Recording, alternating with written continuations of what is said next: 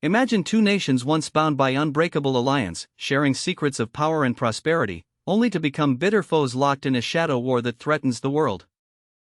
This is the story of America and Iran, from closest allies to sworn enemies. How did friendship turn to hatred? It begins not in the fiery streets of revolution, but in the dusty crossroads of empires long ago. The roots stretch back centuries to when Persia, the mighty empire of kings like Cyrus and Darius, traded spices and silks with distant lands. But modern ties forged in the fires of the 20th century. In the early 1900s, Iran, then Persia, grappled with foreign powers carving up its oil-rich soil. Britain and Russia dominated, treating Iran like a prize to be divided. America watched from afar, its influence minimal until the chaos of World War II thrust it onto center stage. World War II changed everything. Reza Shah, Iran's strongman ruler, declared neutrality in 1939, wary of both Nazi ambition and Allied greed. Iran sat on critical oil fields and a vital supply route to the Soviet Union battling Hitler. Germany had friends there, engineers building railroads, advisors whispering promises. But Britain and the Soviets saw threat. In August 1941, they invaded. British and Soviet tanks rolled in unchallenged, forcing Reza Shah to abdicate. His young son, Mohammad Reza Pahlavi, took the throne under their watchful eyes. Iran lost its independence overnight, occupied by foreign boots. America entered later, but decisively. President Franklin Roosevelt saw Iran's strategic heart, a corridor to funnel Lend-Lease aid to Stalin's Red Army. Tens of thousands of U.S. troops poured in, building roads, ports, truck assembly plants. The Persian Gulf Command transformed deserts into highways of war supplies. Over 1 million tons of cargo flowed through, keeping the Soviets fighting. Iran became the Allies' lifeline, its people enduring rationing, inflation, and the strain of strangers in their midst. Then came the Tehran Conference in late 1943. Roosevelt, Churchill, Stalin met in Iran's capital, the first Big Three summit. Tehran buzzed with history and tension. Assassins lurked, Roosevelt even reviewed American troops camped nearby. They pledged Iran's sovereignty in the Declaration of the Three Powers, promising withdrawal 6 months after victory and economic aid. Iran declared war on Germany soon after, fully aligning with the Allies. For a moment, America seemed Iran's protector, championing its freedom against imperial powers. War ended, and true to word, British and American forces left by early 1946. Soviets lingered, sparking crisis, but UN pressure forced them out. Gratitude lingered. Iran saw America as the honest broker, unlike scheming Britain or expansionist Russia. Ties deepened in the Cold War chill. Oil boomed, Shah Mohammad Reza modernized with American cash and know-how. By the 1950s, Iran was America's staunchest Middle East ally. The Shah cracked down on communists, aligning with Washington against Soviet shadows. In 1957, they signed Atoms for Peace, America gifting a nuclear reactor and enriched uranium fuel. Iran built refineries, universities, armies with U.S. aid. Billions flowed, Shah bought F-14 jets, the most advanced in the region. Tehran glittered as the Paris of the Middle East, skyscrapers rising beside ancient bazaars. Presidents from Eisenhower to Carter toasted the peacock throne. But paradise cracked. Enter Mohammad Mossadegh, Iran's fiery prime minister. In 1951, he nationalized oil, wresting control from British Anglo-Iranian Company. London cried foul, America feared communist takeover. In 1953, Operation Ajax unfolded. CIA and British MI6 orchestrated a coup. Paid mobs rioted, Mossadegh fell, Shah returned stronger. Iran never forgot. Whispers of American meddling sowed the first seeds of doubt. Was the U.S. savior or puppeteer? The Shah ruled as America's viceroy, but his iron fist alienated many. SAVAK, his secret police trained by CIA, tortured dissidents. White Revolution land reforms displaced peasants, oil wealth enriched elites while slums swelled. Ayatollah Khomeini railed from exile, tapes smuggled in calling the Shah a U.S. puppet. America turned a blind eye, prioritizing stability and oil. Jimmy Carter even crowned him an island of stability in 1977. Then the dam broke. Protests erupted in 1978, spreading like wildfire. By January 1979, the Shah fled. February brought Islamic Revolution. Khomeini landed to millions cheering. America watched in shock as its ally crumbled. Hopes pinned on moderate Mehdi Bazargan faded fast.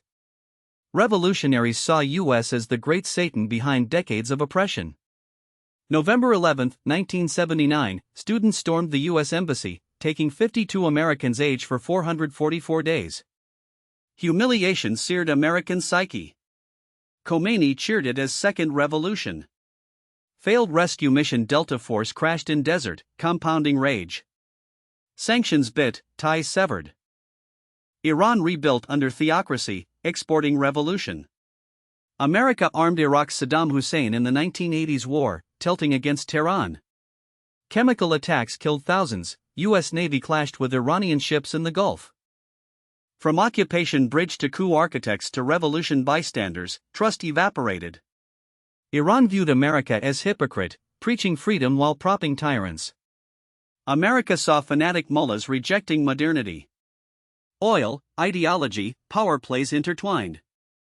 Yet beneath hatred, echoes of alliance lingered, setting stage for nuclear gambles and proxy wars ahead. The fall was swift, the grudge endures. As the grudge hardened into policy, the 1990s brought America's dual containment strategy, squeezing Iran and Iraq alike while whispers of Iran's secret nuclear pursuits began to echo through intelligence corridors. Tehran insisted its program was for peaceful energy, but revelations in 2002 exposed hidden centrifuges at Natanz, igniting global alarm. The world watched as Iran enriched uranium step by step, defying UN resolutions and inching toward the nuclear threshold that could upend the Middle East's fragile balance. President Bush branded Iran part of an axis of evil in 2002, fueling suspicions that its reactors masked bomb-making ambitions. Obama extended an olive branch with the 2015 Joint Comprehensive Plan of Action, or JCPOA, where Iran curbed enrichment in exchange for sanctions relief. Billions flowed back into Tehran's coffers, centrifuges mothballed, inspectors swarming. Yet hardliners on both sides seethed. Trump withdrew in 2018, reimposing maximum pressure sanctions that cratered Iran's economy, sparking street protests and vows of revenge. Iran responded by ramping up enrichment to near weapons-grade, 60% purity by 2021, stockpiling enough for multiple bombs if pushed further. Shadowy sabotage plagued Natanz, Stuxnet cyber worms in 2010, explosions in 2021 widely pinned on Israel with America's nod. Yemen's Houthis, backed by Tehran, rained missiles on Saudi oil fields, Hezbollah pummeled Israel from Lebanon, militias in Iraq droned U.S. bases. Soleimani's 2020 drone assassination by a U.S. Reaper missile near Baghdad airport marked the sharpest escalation, Tehran retaliating with ballistic strikes on American troops, no fatalities but brains rattled by concussions.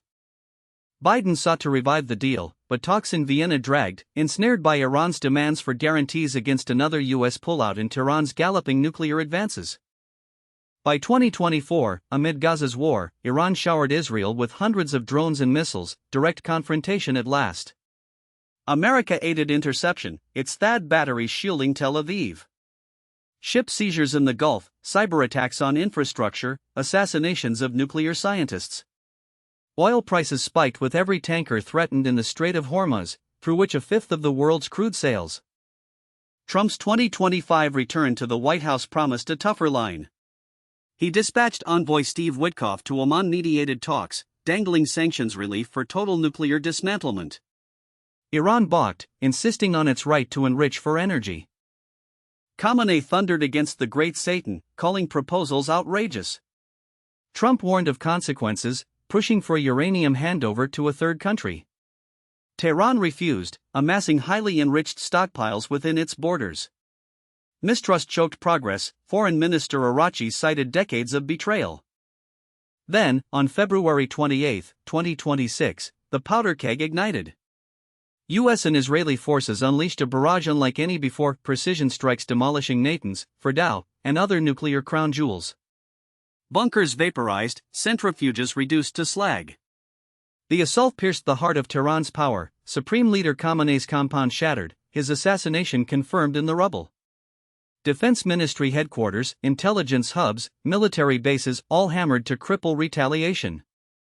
Trump bypassed Congress, declaring patience exhausted after Iran spurned nuclear renunciation amid weakening protests that killed thousands. World leaders reeled. Russia decried the strikes even as it leaned on Iranian drones for Ukraine. Oil markets convulsed, prices surging 20% overnight. Tehran vowed vengeance, its missiles primed despite the devastation.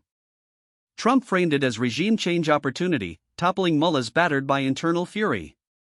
Yet Iran's allies stirred, Houthis blockaded shipping, Hezbollah massed on borders. The gamble teetered: would diplomacy resurrect from ashes, or spiral into wider war? From 1953's coup to 2020's excess thunderbolts, America's clash with Iran reveals a tapestry of broken pacts, clashing visions, and unyielding pride. Nuclear specter, proxy infernos, great power chess, each layer deepens the chasm. Yet history whispers of unlikely pivots, from foes to friends. As tensions simmer post-strikes, with Witkoff's 60-day clock ticking, the world holds breath. Will fresh talks in Oman shade forge peace, or unleash Armageddon? The grudge endures, but so does choice. Demand transparency from leaders.